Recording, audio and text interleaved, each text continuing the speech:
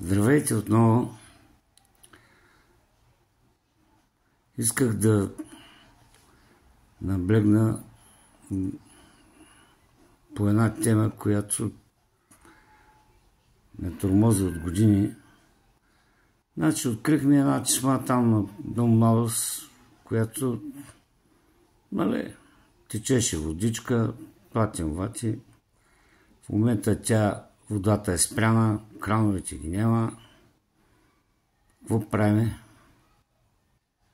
Nothing. Кмета на общината Говей вятър на Бялкон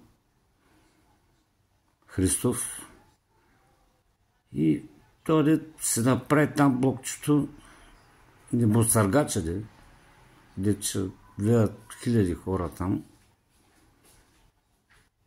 Нехая за тая работа. Казал, че щял да пускал нова тръба, какво било, що било. Нищо няма направи. Човека, дед продавал дънки там на времето. Тя го знам. Както и да е, направи си високия блок. В него ще влияят хиляди хора. Къде се сложат колите? Не знам.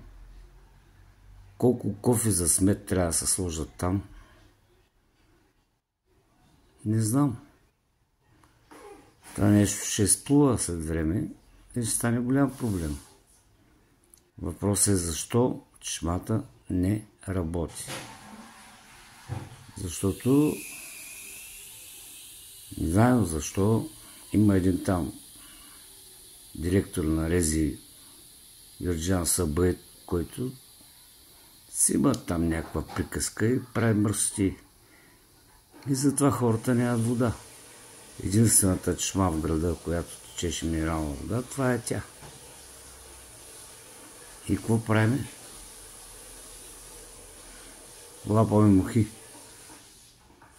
Отдолу по Дом Младост има едно езеро с минерална вода. Тече вода като Марица, река Марица,